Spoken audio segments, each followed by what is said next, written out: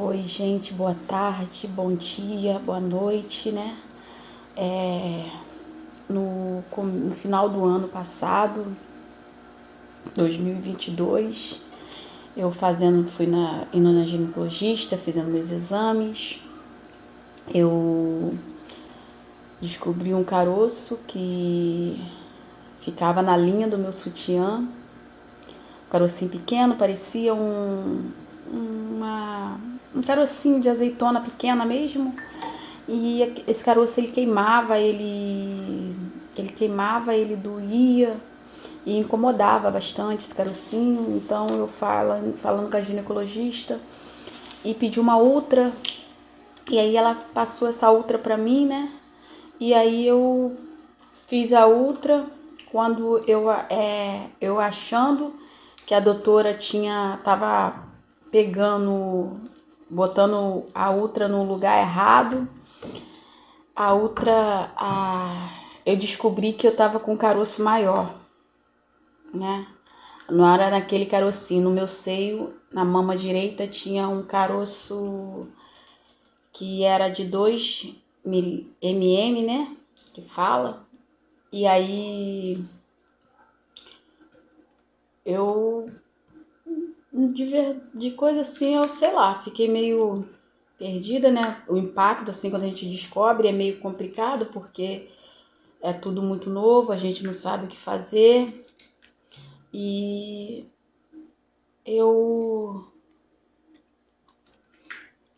e eu sou evangélica e Deus ele tem sido muito bom na minha vida, ele tem sido muito constante na minha vida e quando eu fui bater essa ultra, chegando lá, a doutora falou pra mim,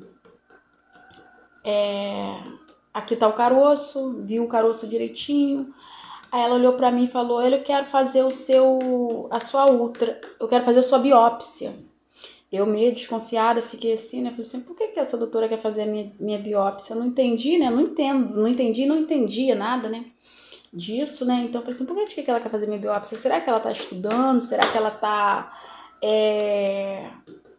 fazendo algo que, tipo assim, estudando e quer fazer eu como cobaia ou alguma coisa assim? Ou será que ela se interessou por mim, viu alguma coisa em mim que eu não, sei lá, que para poder fazer essa biópsia, né, para estudo? Então ela foi e falou assim, olha, eu quero fazer essa biópsia, procura um médico lá onde você mora, vê se você consegue com o médico um pedido, porque a gente precisa desse pedido para poder dar a entrada para poder dar, você tá fazendo a biópsia. E aí eu vim para casa, falei com as meninas do posto de saúde de onde eu moro. E aí eu falei com ela falou assim, olha, mas a gente não pode fazer. O médico não pode, porque o médico era daqui, ele não era nem ginecologista do posto de saúde daqui, ele nem ginecologista era, ele é clínico geral. Então ele não podia, só quem podia passar essa biópsia pra mim era o masto. E aí ele pegou e eu falei assim, não, mas a médica falou que não tinha que ser um médico, ela falou que eu tinha que ter o pedido, mas não falou que eu tinha que ter um pedido assim, específico do médico específico. Aí o médico disse, não, tá bom, já que ela falou que consegue pra você, então eu vou fazer o pedido e você leva, mas eu acho que esse pedido não vai te ajudar. Eu falei assim, tá bom, mas eu vou levar assim mesmo pra não poder não ir de mão vazia. E assim eu fui, e quando chegou lá, a eu não precisei usar o pedido médico.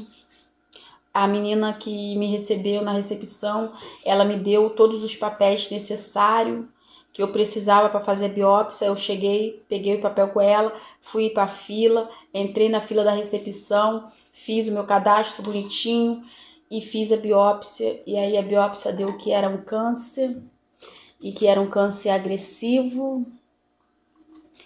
E aí eu comecei a correr para poder operar, para poder ver qual é o tratamento, né? Porque eu não sabia de nada, eu não tinha entendimento de nada. Então eu comecei a dar andamento às coisas, vim pro posto de saúde, falei o médico, ele me deu um caminhamento para me poder ir para a Secretaria de Saúde, e quando eu fui para a Secretaria de Saúde, quando eu cheguei na Secretaria de Saúde, eles marcaram, com 3 dias, eles marcaram o médico para mim, que fica lá em Rio Bonito, que é o doutor Edmar. Graças a Deus o Senhor botou as melhores equipes, as melhores pessoas na minha vida. E chegou lá, ele marcou, eu fui na consulta, e o doutor Edmar não foi, porque nesse dia ele não pôde ir. Aí eu fiquei triste, frustrada, né, porque a gente fica. E aí eu falei assim, Jesus, o que tá acontecendo? O médico era para ter vindo, não veio, e eu ainda continuo com isso, não sei o que vai acontecer. E aí o doutor Edmar, aí remarcaram a minha consulta, aí eu fui, o doutor Edmar olhou minha biópsia, olhou minha ultra, e olhou para mim e falou assim, olha, eu quero operar, a gente quer operar. Isso foi mais ou menos que em novembro para dezembro. Novembro para dezembro. Ele falou assim, eu quero te operar. Eu falei assim, mas esse ano ainda tá muito em cima, já tava praticamente em dezembro já. Aí, comecinho de dezembro, ele falou assim, eu quero te operar esse ano ainda. Eu falei assim, mas esse ano ainda? Ele falou assim, sim, faz os exames, que é os exames rotineiros, né? Os exames que precisa fazer para poder ver se você tá apto a operar. Aí eu fiz, ele falou assim, faz os exames e vai no cardiologista, né, fazer o risco cirúrgico, pra gente poder dar encaminhamento dessa operação, que eu quero te operar logo. E eu agradecendo a Deus, né, porque era pra mim, hoje olhando pelo lado físico, era pra mim ainda estar na fila ainda, esperando para poder ser operada, mas Deus, ele é maravilhoso, ele é bom o tempo todo, e só Deus pode fazer essas coisas, só Deus pode abrir esse caminho que o Senhor abriu, porque eu vejo pessoas que ainda estão na fila para operar, pessoas que ainda estão no processo, ainda que ainda nem operaram, algumas ainda estão esperando a biópsia ficar pronta. E eu falo com o Senhor, eu passei por tanto, eu pulei tantas fases, né? Era para me ter passado, era para me ter ido pro masto, que eu não consigo falar o nome desse médico direito. Eu era para me ter passado pro mastro, e eu não passei, ou só o tempo que eu ia do encaminhamento pro mastro e depois voltar para Secretaria de Saúde para depois marcar o médico. Eu não teria operado hoje, eu já passei por 2 operações, já estou fazendo químio. Então, o que eu digo para vocês nesse momento da vida, confia em Deus. Não há doença que Deus não cure.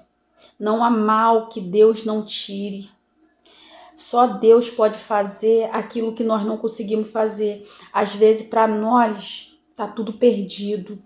Um pouquinho, cada dia eu vou falando um pouquinho da minha experiência, né? Vou falando com vocês aqui um pouquinho da minha experiência a cada dia, porque fácil não é. Mas a gente tem fé, a gente já consegue ir bem adiante. Eu achei que eu ia estar pior, mas o Senhor tem me sustentado, tem me guardado e tem me dado força. Não é fácil fazendo essas químios. Dia 14 eu vou ter que fazer outra, e quando vai chegando perto eu já começo a querer ficar triste, porque eu sei como é que eu vou ficar debilitada. Então é um pouquinho frustrante, é um pouquinho chato, é incômodo, mas a gente tem que se cuidar, né? Então se cuide, se cuide mesmo, vê o que tá errado, faz todos os exames. O câncer, ele tá parecendo uma pandemia, entendeu? Quanto Quanto mais eu olho, parece que mais gente tem com essa doença. É na próstata, é no peito, na bexiga, em vários lugares, tipo, é na pele. Então, gente, se cuida, se cuida, se cuida, se cuida. O conselho que eu dou é se cuida, se cuida, se cuida, se cuida. Não se distraia, não se distraia, se cuida, porque essa doença é uma doença silenciosa, enganosa, e quando a pessoa chega a descobrir, muitas das vezes já é tarde. Feliz é aquele que descobre cedo. Então se cuide para que você venha, se caso venha acontecer com você, você venha descobrir cedo, porque essa doença ela não veio brincando. Ela é que nem Satanás, veio para matar, roubar, destruir.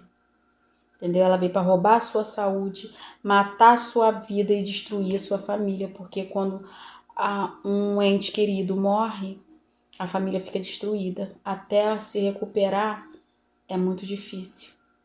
Então, se cuida.